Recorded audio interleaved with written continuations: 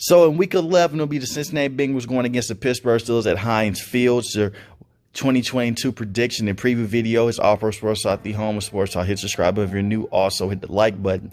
Now this is going to be a very interesting physical game. This is what we call AFC North football at its finest. You have both of these teams that are both finding themselves still offensively. The Cincinnati Bengals have been struggling through some points of the season, but they've looked really good. They've looked on the upside after they're just coming off their bye week. But before that, they came off an amazing win against the Carolina Panthers where Joe Mixon had a crazy game. And then the Pittsburgh Steelers are coming off of a great win in their own right against New Orleans Saints. They just came off of their bye week. So you have a team that's a week removed from their bye week and the Cincinnati Bengals who are coming off of their bye week. I want to start with the Pittsburgh Steelers. This team looked amazing against the New Orleans Saints. Their defense looked right with TJ Watt returning. Everything like it switched overnight. Micah Fitzpatrick will be missing this game. Will be missing the next couple games due to a appendicitis issue. But DeMonte Casey came out there, looked really good. Had the crazy hit on Chris Olave. Had an interception as well. And was in the box doing everything that Micah Fitzpatrick was do for this team.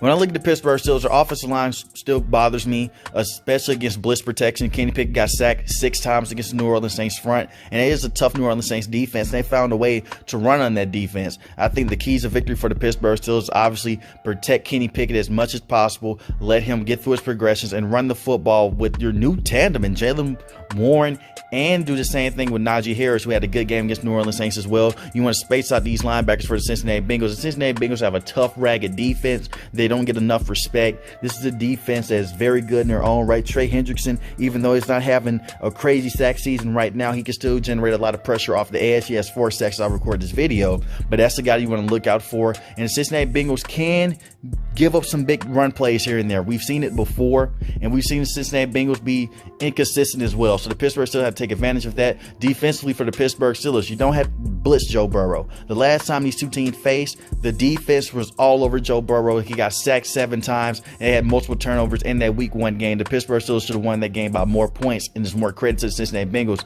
that they were able to push to overtime. They almost even won the game, but the kicker missed the field goals, and they were dealing with a long snapper issue as well. But the Pittsburgh Steelers defense is going to be all over this team as well. No Jamar Chase for this game, but you still have T. Higgins, you still have Tyler Boyd to look out for. William Jackson III will be a starting corner for the Pittsburgh Steelers moving forward. You pair him up with Levi Wallace, you pair him up with TJ Watt and Cameron Hayward. You hope to get some type of good play out of him moving forward after he struggled with the Washington Commanders. But he also has former ties with the Cincinnati Bengals team, and Coach Austin is the former defensive coordinator for the Cincinnati Bengals, so he knows these players better than anyone else besides Zach Taylor.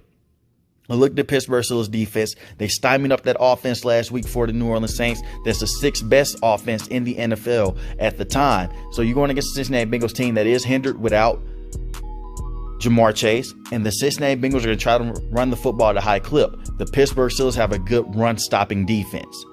Their defense is really good against the run with Miles Jack and crew. Devin Bush coming back on top, looking like he is back to being that foreign player he used to be. He's been picking up his game as of late.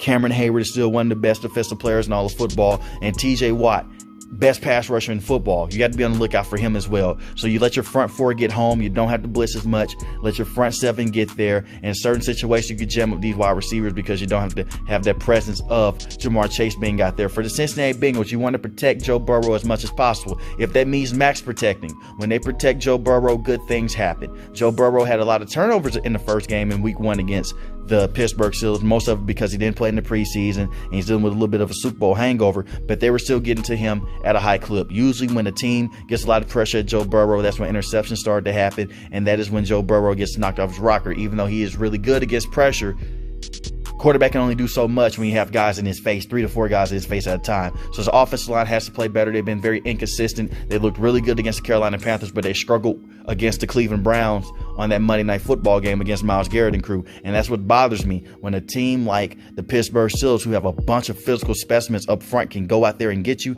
So things can get ugly for the Cincinnati Bengals. So you want to get your receivers out in space. You are without Jamar Chase, but T. Higgins is plenty good enough. Tyler Boyd's plenty good enough as well. Hayden Hurst, the big tight end, can get some things for you as well in space. So you want to target them over the middle of the field. You want to target Miles Jack. He's not one of the best pass coverage linebackers, but he's one of the best run stopping linebackers in the league. So you want to take advantage of that and work off a play action and try to at least run the football a little bit and try to make Joe Burrow's life a little bit easier. Use some motion against this team, because we all know you want to make Joe Burrow's life easy, and by doing that, you don't want the Pittsburgh Steelers crowding around the line of scrimmage and sticking into place and letting those defenders just get their hands all over these wide receivers. Back to the Pittsburgh Steelers side of things. Offensively, passing-wise, is going to be a bit of a struggle, I believe. You're going against a tough Bengals front. But guys like Pat Freiermuth have been catching fire lately. Deontay Johnson has been getting his connection right with Kenny Pickett. And George Pickens has been getting more looks as well after they traded Chase Claypool. So I'm looking at this whole game. It's going to be a good physical game. It's going to be a low-scoring game, similar to what it was in Week 1. I think the Pittsburgh Steelers pull out the upset here. I think that they sweep the Cincinnati Bengals for the simple fact I have no faith in the Cincinnati Bengals offensive line being able to protect them against this front. They struggled with TJ Watt before, and Alex Highsmith has been catching on fire lately with 8.5 sacks as well. So you're going to have Alex Highsmith, TJ Watt, Cameron Hayward, that full front seven back and forth. I don't know if they're able to match that with the physicality. For the simple fact, I saw them get out dominated by the Cleveland Browns front, and that's with Jadeveon Clowney and Myles Garrett. We're talking TJ Watt, Defensive Player of the Year, Alex Highsmith, who's going to be coming back in his own right. It's been a blessing in disguise for the Pittsburgh Steelers, because Alex Highsmith has been getting double teamed, and we saw it against New Orleans Saints. You can't double team everybody.